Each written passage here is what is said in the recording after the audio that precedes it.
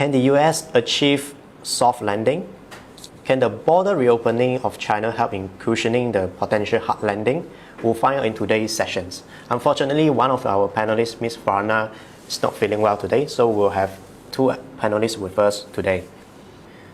So let us start with the question that's been asked over and over again. I think it's time that we update our investor again regarding these questions. As the headline CPI continue to trend downwards year on year, concerns on which price spirals are faced due to stronger than expected job data. Do you think we should worry about the elevated wages, Mr. Tan? Hello, good afternoon. Thank you everyone for joining our particular session.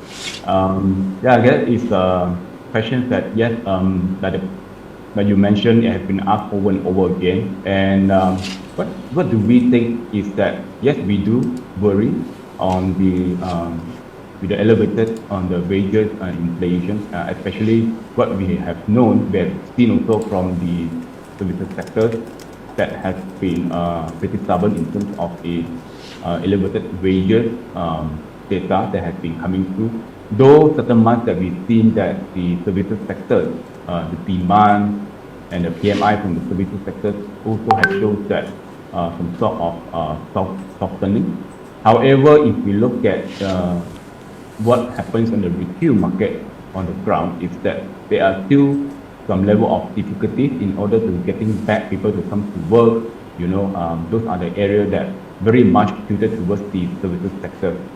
And what we do worry is that if this particular wages inflation continue to stay elevated or stubbornly at the current level, and the Federal Reserve, they may need to further tighten the market, especially what the market has been pricing in on the terminal rate or the maximum interest rate or somewhere around 5.1, 5.2%. So if the Fed decided to go beyond that level, and we will have to expect further volatility and a slowdown in the economy, at least for the first half of this particular year. Otherwise, if the demand from the consumer, especially on the service sectors, we could see a more meaningful cooling off data. With that, then the possibilities of the soft landing, yes, it can be achieved. And because at the end of the day, the definition for soft landing is not just coming through from the two particular quarter of the PMI weaknesses data, but it also comprises of many other data such as employment, drop of the in terms of the valuation, PE earnings, and many other data as well. So I hope that provides some perspective on the question that being posted.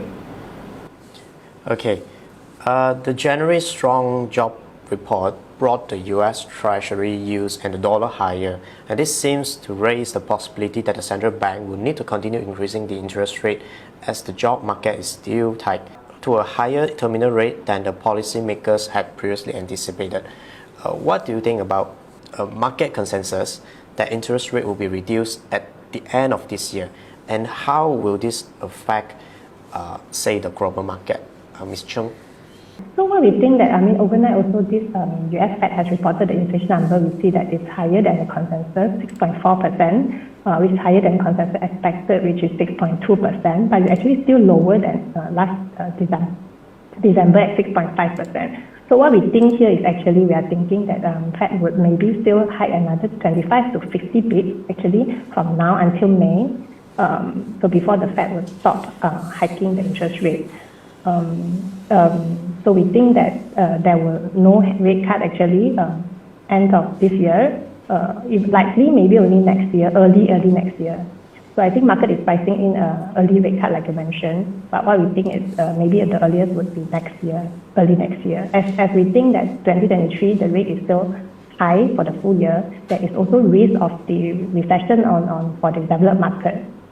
So the concern is actually still on the price growth, which remains at very elevated levels.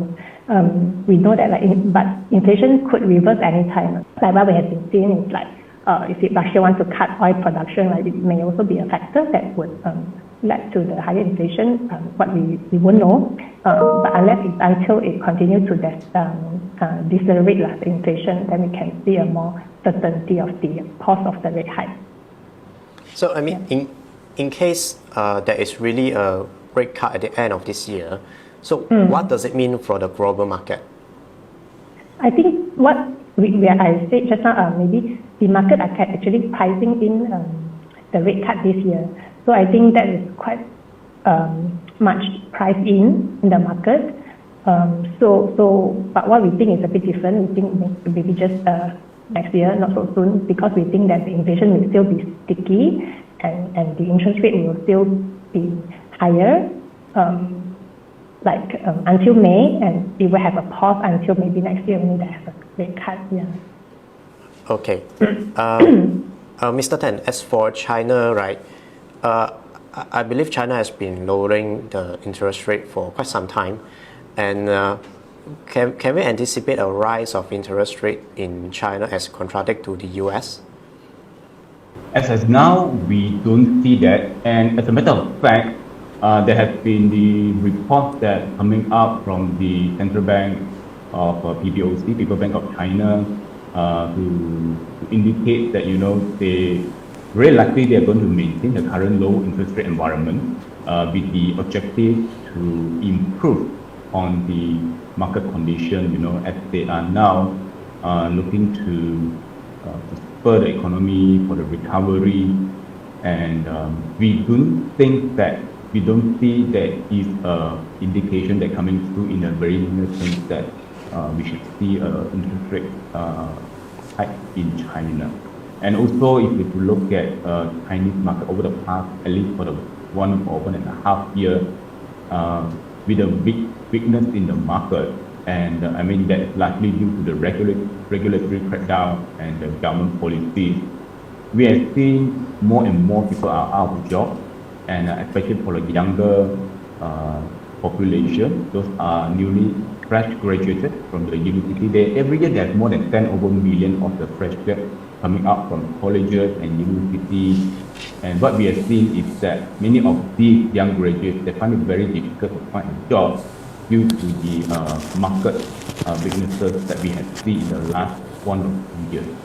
And with that, we do believe that for the Chinese government, they need to try a more gradual and structural growth recovery, at least for the job creation. And that is very important for the President Xi himself when he's talking about common prosperity-driven process. That is really to ensure that the social stability is part of it. Yeah.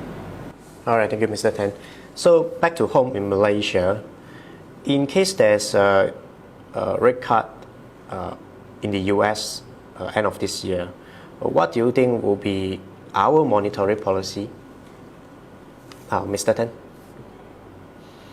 Currently, the last round we saw the Bank Negara, they are holding the current rate of 2.75, and with that, we don't think so. Malaysian Bank Negara will react aggressively or so straightforward directly to what the US Fed they have been doing. But if you look at Malaysian, our central bank, we are considered more resilient. I will use the word resilient in terms of the movement of our interest rate, of OPR, and so on. And also we know that in Malaysia, our domestic market also largely supported by the domestic players, right? And with that, we don't think so. If the US Central Bank, Federal Reserve, if today they were to announce, okay, by end of the year, we're going to do one rate cut, we think that Malaysia Central Bank, they will take some time to think about it and to evaluate what will be the impact to the domestic economy moving forward.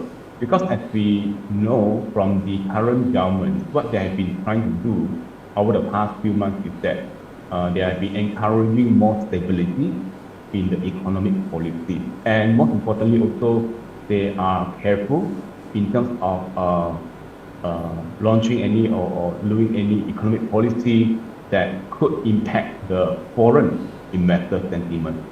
So what we have seen is that the current government, they are pretty careful and in managing those particular policies and the direction going forward. All right, thank you.